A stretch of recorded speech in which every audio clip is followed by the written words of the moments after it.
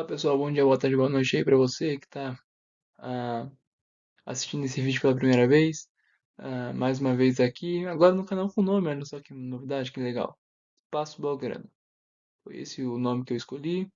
Ah, eu acredito que vai ser um nome interessante, que vai ser um nome que vai chamar bastante atenção do pessoal, que vai cativar bastante gente. E é isso que eu quero. Essa é a minha intenção. É juntar uma rapaziada aí, pegar um pessoal que gosta também de ver os jogos do Barcelona, que gosta de um material bem feito, bem preparado, para falar sobre aquilo que a gente gosta, né? Material preparado com todo carinho, para o clube, para o time que a gente tem tanto carinho, que a gente se esgoela tanto, que a gente torce tanto, né? E é isso. Bom, vamos lá, sem muita enrolação, né? Ah, já desde o início, já deixa seu like, já deixa aí a sua inscrição, seu comentário, seu dislike. Pode deixar aí qualquer coisa, qualquer engajamento. Tá servindo, tá legal. Beleza? Vamos lá. Ah, aqui é hoje para fazer análise pré-jogo, né? Barcelona e Alavés. Jogo válido pelo Campeonato Espanhol. Ah, um jogo que entra mais um para aquela conta do Barcelona, que talvez o torcedor em geral não esteja muito interessado, mas a gente sabe que o, como já dizia o Caio Ribeiro, né, que o campeonato nacional é o arroz com feijão na temporada, é aquilo que você tem sempre, né, você tem constantemente, e são as pequenas provas, são as pequenas batalhas do dia a dia dos clubes, né, e que precisam ser levados a sério, independente da situação, do contexto, da pontuação. Muitas vezes você precisa estar levando o campeonato nacional a sério, né? Porque quando você mantém um nível de competitividade alta, a gente sabe muito bem que isso traz bons frutos, né? Vamos lá, vamos aí pro próximo slide. Bom, vamos falar um pouco aí do nosso adversário, o Alavés, né? Vamos tratar aqui de algumas questões, entre elas, como esse time é um time que pressiona de forma interessante, tem algumas questões bastante interessantes ali, tem algumas propostas interessantes de um cara que o brasileiro, em geral, que é o público desse canal majoritariamente, ah, conhece muito, né? Então, vamos falar aqui de Eduardo Cudê.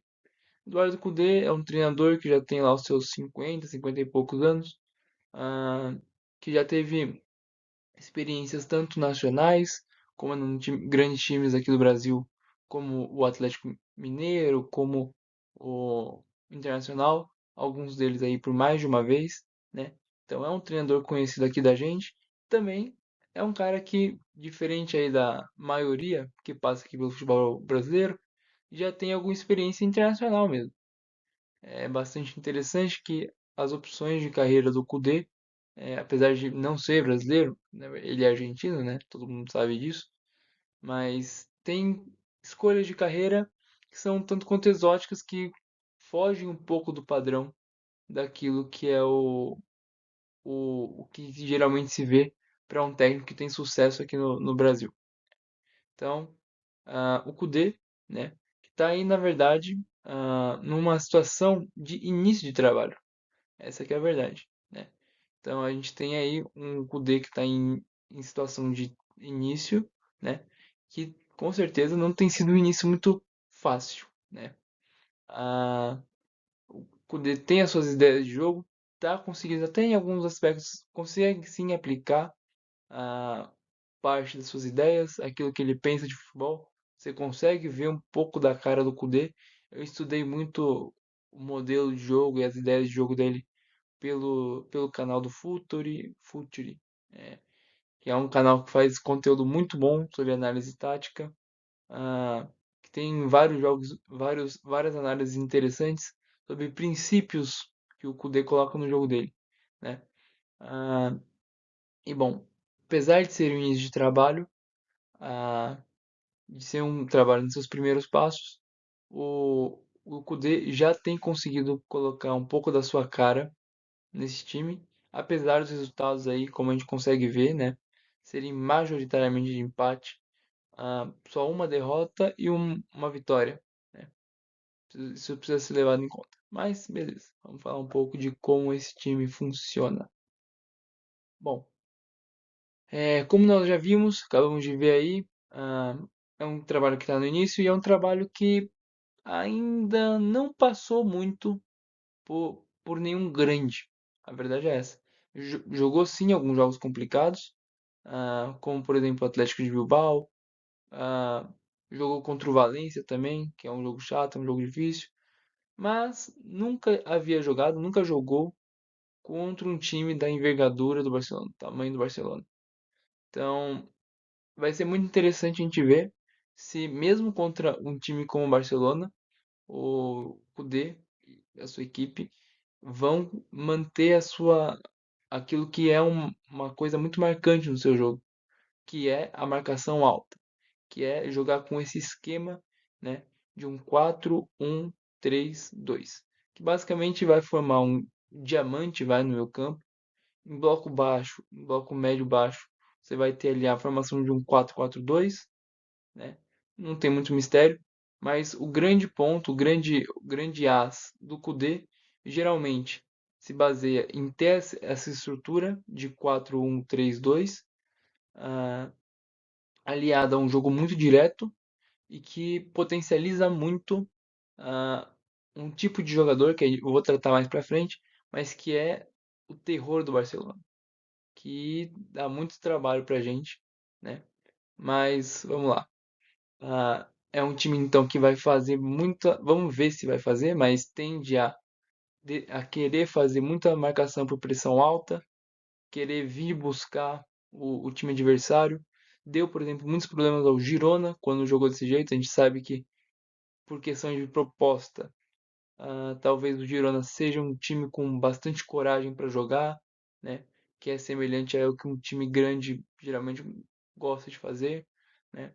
Tem a sua proposta ali de ser um time ofensivo e contra o Girona, apesar da derrota, foi uma derrota por 1-0. Eu assisti o jogo na íntegra. ah, Você vê ali que não foi um jogo tão simples para o Girona. Apesar de toda a qualidade, toda a proposta que eles têm de querer dominar o adversário, dominar o jogo, não foi um jogo simples, né? Então já é um indicativo aí do que o Kudê quer para o seu jogo. Bom, é, como eu falei, é um time muito marcado por fazer pressão. É um time muito marcado por duelar, por ir buscar o adversário na frente. Isso explica, em parte, por que é um time que tem tantos tackles ou desarmes, que é um time que, na verdade, é o primeiro nesse aspecto, né? É claro que a questão do desarme em si não consta só o ponto se você faz são coisas diferentes, se você faz um corte, se você faz um desarme, se você faz uma interceptação, são diferentes. As estatísticas elas podem nos enganar um pouco nesse sentido, mas você percebe aí que alinhado com aquilo que o Kundê, não, que o Kudê pensa, né? A gente vai ter com certeza uma partida muito brigada, muito intensa, muito enérgica no meio campo, né? Então, uma vez que a gente percebe aí que tem uma estrutura, tanto uma estrutura montada quanto um, um coletivo que pensa dessa maneira, de marcar alto, de pressionar, de brigar lá em cima, a gente agora vai olhar um pouco para os guerreiros, né? Então, se a gente fala que é um time que batalha muito, que luta muito, a gente vai olhar um pouco também para os cães de guarda, né? Então, destaque para mim, os destaques para mim desse time são principalmente o Antônio Blanco e o ah, Ander Guevara. Esses caras são um destaque. Por quê? Principalmente o Guevara, porque ele está numa crescente muito forte. É um jogador já com seus 27 anos, não é nenhum jovem, mas que está numa crescente muito interessante com o Kudê, que tem potencializado muito ele, como ele sendo o um, né? Então, lembrando aí que eu tinha falado, Não sei se eu consigo voltar aqui. Lembrando aí que eu tinha falado que eles jogam num sistema com 4, 1, 3, 2. Ele ocupa, no caso, estou falando aqui do, do Guevara, né? A função aí do um, que é basicamente quem vai fazer toda a questão da coleta das bolas, né?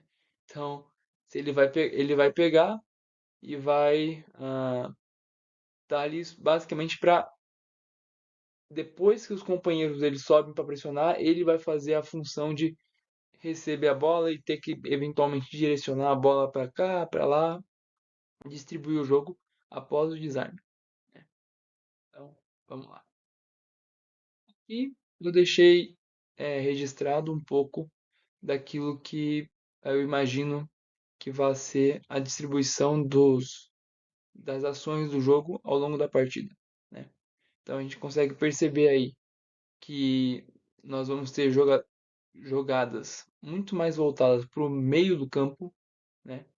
Para o terço ali do meio, do que propriamente para o nosso próprio meio campo ou para o meio campo do oponente, né?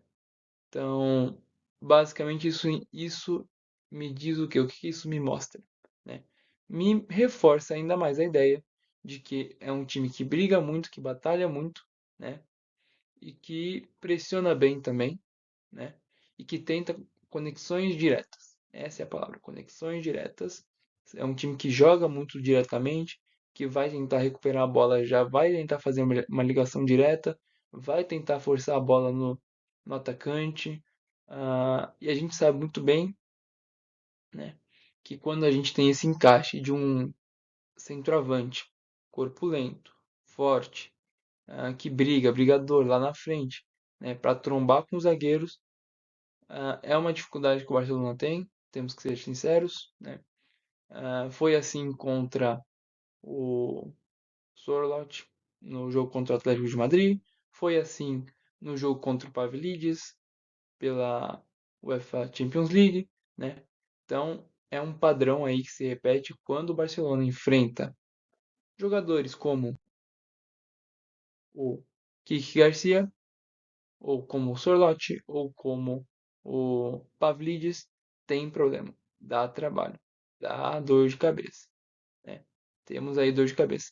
Então eu vou deixar aqui, vamos comentar um pouco sobre esse que é o terror do Barcelona. Não o jogador em si, não o seu histórico e tal, mas esse modelo de jogador, digamos assim, esse modelo que é ah, um tipo de jogador que dá muito trabalho, que briga muito pela bola, que vai tentar receber a bola muito para si, consegue, tem muita essa característica do jogador âncora, que é aquele jogador que vai pegar, vai receber a bola, aquele centroavantão mesmo, pivôzão, né? Recebe a bola, não tem tanta distribuição no caso dele, não tem tanta arma da distribuição, do pivô pro companheiro, mas consegue sim levar perigo, consegue levar perigo principalmente das três formas, isso é um problema, que consegue finalizar, então consegue ter gol de perna direita, de perna esquerda e de cabeça, né? Então o que vier para ele é perigo. Você vê aí, principalmente pela proporção, pelo equilíbrio nos estilos de gols que ele marca. Então são três de cabeça, três de direita e três de esquerda. E esse tipo ah, de embate sempre é um problema, tem se mostrado constantemente um problema para o Barcelona, né? Mas, apesar disso, apesar dessa dificuldade, que é natural do jogo, né? Vamos aí para aquela que eu acredito que seria a escalação ideal para o jogo. Então, se a gente está falando tanto aí em questão de batalha, questão de luta, de um jogo intenso, vamos tratar aí das nossas tropas, né? Já falamos um pouco das tropas deles, do jeito que eles jogam, agora vamos tratar um pouco das nossas também. Bom, aqui não tem muita mudança em relação àquilo que é o time provavelmente titular, né? Ah, tem sim algumas mudanças, mas são mudanças mais, de novo, esse aqui é o meu 11. É o modo como eu acho que deveria ser montado para esse jogo no caso que vai acontecer no domingo, né? Então vamos lá. Você vai ter Iñaki Penha voltando aí sendo o goleiro titular, fazendo aí a função do goleiro titular do time. Eu tenho muitas ressalvas aí com o Chesney, eu não me não me convenceu as atuações dele, assim como eu acredito que a maioria da torcida também, apesar da declaração do Flick dizendo que ele é o titular. E ok, se é a decisão do Flick, vamos aceitar a decisão do Flick e vamos embora. Mas como a escalação é feita na minha perspectiva, coloque o Iñaki Peña aí como meu titular, né? No sistema defensivo ali, nos quatro da zaga. Mantém basicamente uma estrutura muito semelhante ao que já é o normal, né? Então, a gente vai de Baldé, Koundé nas laterais, de Cubarsí e Araújo. Araújo vai ser um cara importante nesse jogo de hoje, nesse jogo lá no domingo. Tô gravando isso aqui na quinta-feira, então perdoe aí os erros. Mas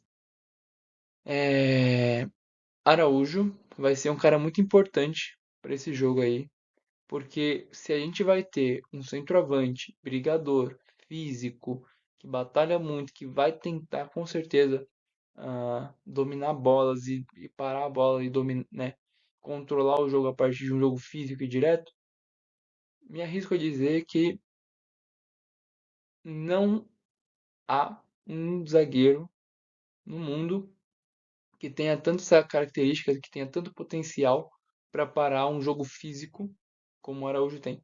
Apesar de algumas ressalvas, de alguns pontos que são válidos a respeito das suas atuações, das suas tomadas de decisão, das suas atribuições meio que técnicas em alguns momentos, o seu lado físico sempre foi uma coisa que assustou muita gente, que assusta muita gente e que convence que ele é realmente um zagueiro de primeira prateleira, né? Então, que ele se faça valer disso e que jogue o que sabe, né? Ah, Passando agora para a nossa dupla de volantes, né?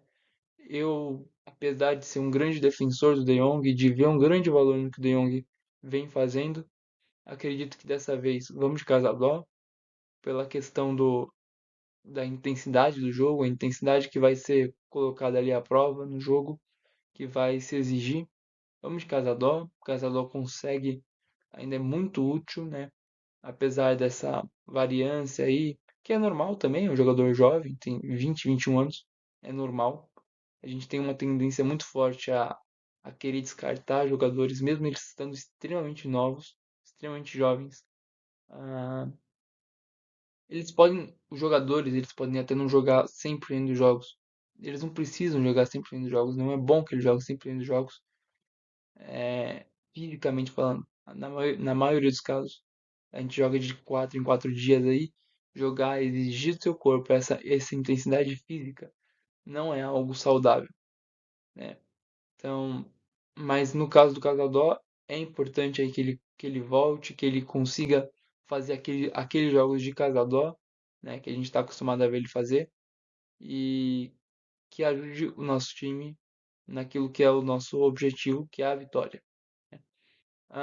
Outro cara também que eu coloquei aí foi o Firmin, né? Coloquei o Firmin, dei mais um voto de confiança aí pro Firmin, que eu acredito que o Firmin ele merece, a verdade é essa. Porque ele consegue entregar tudo aquilo que o Gavi, por exemplo, entrega, consegue te dar intensidade, consegue te mostrar muita coisa e mais, ele ainda consegue ser muito vertical, muito direto, consegue ser objetivo, consegue constantemente estar dando passe envenenado, né? Então, mas apesar disso, vamos lembrar de novo, não é o que eu acredito que o Flick talvez vai fazer, mas é o que eu gostaria de ver no jogo, né? Lembrando aí que no caso, nossa lista de lesionados ainda conta com Nico Martinez, conta com é, Dani Olmo, que não estão à disposição, né? Para o jogo aí de amanhã e tal. Então, na minha opinião, esse é o 11 ideal, esse é o modo como eu vejo o jogo. Então, aqui estão algumas impressões minhas sobre o jogo e sobre como que esse confronto deve ocorrer. Beleza? Muito obrigado por assistir aí. Ah, não se esqueça de se inscrever, deixar o seu like, deixar o seu dislike, seu comentário. Tamo junto. Valeu, falou e fui.